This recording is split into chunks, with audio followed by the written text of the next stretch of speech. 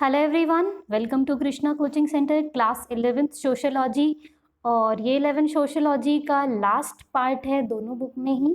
और इसमें हम देख रहे हैं कि फाइनली जो हाउसिंग पैटर्न्स थे ये लिंक हो चुके थे to the economy of the city in a crucial veg.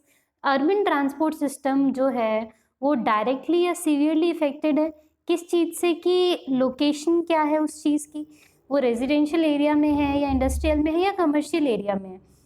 तो अगर रेजिडेंशियल एरिया होगा तो वहाँ पे ज़्यादा ट्रांसपोर्ट उस हिसाब से होगा, कमर्शियल या इंडस्ट्रियल एरिया होगा तो वहाँ का ज़्यादा ट्रांसपोर्ट जो होगा वो उस हिसाब से होगा। So if these are far apart as is often the case, an elaborate mass transit system must be created and maintained, and commuting become the way of life and an ever present source of possible disruption।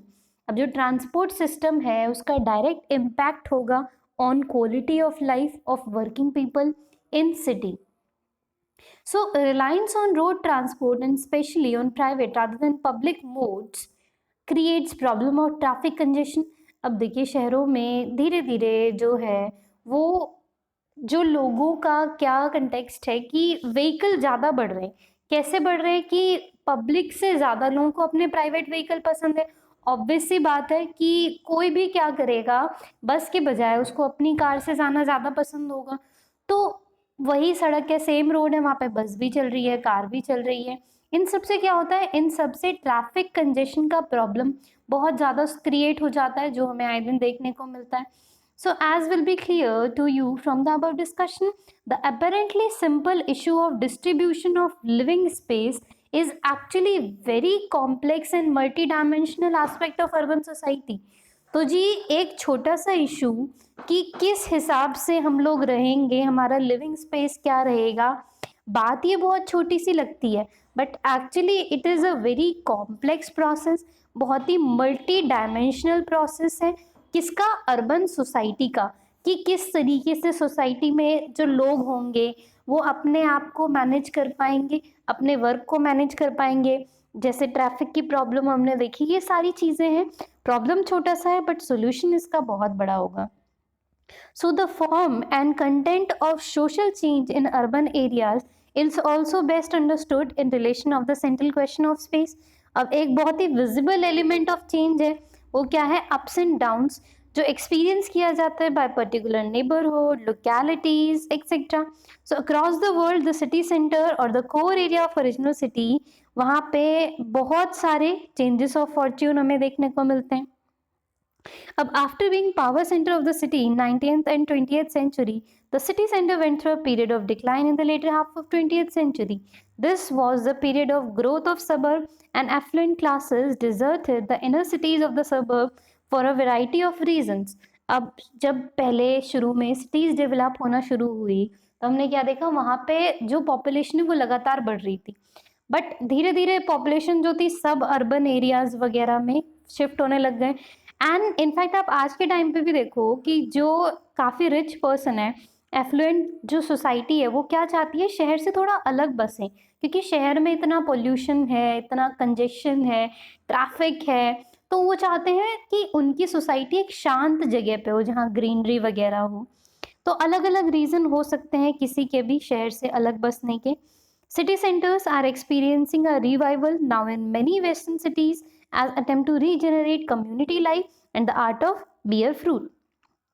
A related phenomena is gentrification, which refer to conversion of previously lower class neighborhood into a middle and upper class one।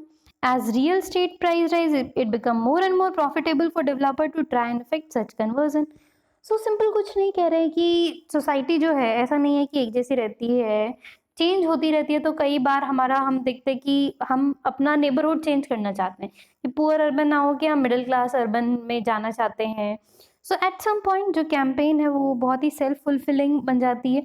Rental values increase हो जाती है अगर हम development चाह रहे हैं तो development के लिए हमें अच्छे एरिया में रहना है, अच्छे एरिया का रेंट बढ़ेगा। So it requires a critical minimum of prosperous business and residence. But sometimes the effort may fail and the neighborhood goes back down the class scale and return to the previous status। So changes in the modes of mass transport may also bring significant social change in cities। जैसे affordable, efficient या safe public transport से city life में बहुत huge difference आएगा और social character of the city को वो change कर सकते हैं। जैसे हमने क्या देखा था कि कुछ समय पहले दिल्ली ने मेट्रो वुमेन के लिए फ्री कर दी थी। इस पे बहुत सारे सवाल उठाए गए थे कि जी वुमेन के लिए क्यों फ्री करेंगे, वुमेन भी कमा सकती हैं। खैर उसमें ये भी ऑप्शन था कि जो वुमेन पे करना चाहती हैं वो पे कर सकती हैं, बट फ्री में वुमेन को जो था ट्रैवल करने का रीज़न यही था कि वुमेन बाहर ज़्यादा निकलें, वो काम ज़्यादा करें और एक्सपोज़र उनका थोड़ा ज़्यादा हो। तो कुछ चीज़ें ऐसे सोची जा सकती हैं कि ट्रांसपोर्ट अगर आसान होगा तो इंसान काम और अच्छे तरीके से कर सकता है। जैसे कई सारी कंपनीज़ होती हैं वो फ्री में कैब प्रोवाइड कराती हैं आपको कि कैब आपके घर से आपको लेने आएगी, ले छोड़ने आएगी। क्यों होता है? क्योंकि कंपनी चाहती है कि उसके एम्प्लॉइज़ जो रहें वो हैप्पी रहें। ऐसे ही एक गवर्नमेंट चाहती है कि उसके सिटीजन हैप्पी रहें। So many scholars have written on the difference between cities based on public transport, जैसे लंदन, न्यूयॉर्क हो गया। They mainly depend upon individualised car based transport like Los Angeles. So it remained to be seen, for example, whether the new metro rail in Delhi will significantly change the social life. Of course, social life में हमें काफ़ी change देखने को मिला। अब इसकी कुछ glossary है इंपॉर्टेंट टर्म्स। सबसे पहले ट्रैफिक ड्यूटीज या टेरिफ्स। तो ये कौन होते हैं? Taxes impose on goods. जब हमारी कंट्री में वो एंटर हो रही होती है तो या लीव कर रही होती है तो हमें कस्टम ड्यूटी पे करना पड़ता है उसका। फिर है डोमिनेंट कास्ट। डोमिनेंट कास्ट मतलब जो एक कास्ट स्ट्रांग है, पावरफुल है और किसी दूसरे पे रूल कर रही है। So the term attributed by M N. Srinivas. M N. Srinivas ji ने ये टर्म हमें दी थी। It refer to the land owning intermediate caste and the numerically large and therefore enjoy political dominance. फिर है gated communities. Gated communities means urban localities में usually जो upper class होते हैं they sealed off from its surrounding by fences, wall, gates, जिसमें controlled entries या exit होते हैं। तो एक सोसाइटी टाइप बना ली जिसमें गेट है, गेट के बाहर आपने वॉचमैन, सिक्योरिटी गार्ड वगैरह बिठा दी, तो ये गेटेड कम्युनिटीज हैं। फिर जेंट्रिफिकेशन। जेंट्रिफिकेशन का मतलब क्या है? It is use to describe the conversion of low class neighbourhood to middle या upper class neighbourhood. So this was all about this chapter. अरे और भी है, एक सेकेंड। सो गेटो या गेटोजाइजेशन क्या होता है? Originally from the term used for the locality जहाँ पे ज्यूज क्या बिलीव करते थे मेडिवल यूरोपियन सिटी में। So today refers to any neighbourhood with a concentration of people जो एक पर्टिकुलर रिलीजन के हों। जैसे मान लो जो मेजरली हम देखा है हिंदू कम्युनिटी में हिंदू कम्युनिटी के ज़्यादा लोग रहेंगे। एक मुस्लिम एरिया बना दिया जहाँ पे मुस्लिम फैमिली रह रही है, तो एक तरीके से पूरा ग्रुपिज्म गेटो टाइप बना देते हैं। फिर है लेजिटिमेशन। लेजिटिमेशन मतलब कोई भी चीज को सही साबित करना कि ये चीज सही है, लेजिटिमेट है। फिर है मास ट्रांजिट यानी कि modes of fast city transport for large number. So इस तरीके से हमारा ये चैप्टर, हमारी ये दोनों बुक 11th क्लास की सोशियोलॉजी की फिनिश हो जाती है। अगर आप लास्ट वीडियो पे हैं तो कंग्रेचुलेशंस।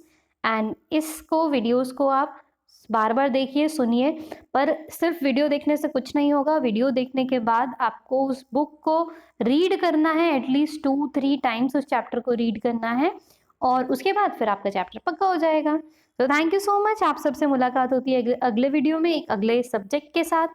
मे बी हम ज्योग्राफी शुरू कर रहे हैं या कंटिन्यू कर रहे हैं। वीडियोस कुछ है ज्योग्राफी की तो हम उसे कंटिन्यू कर रहे हैं। तो थैंक यू सो मच।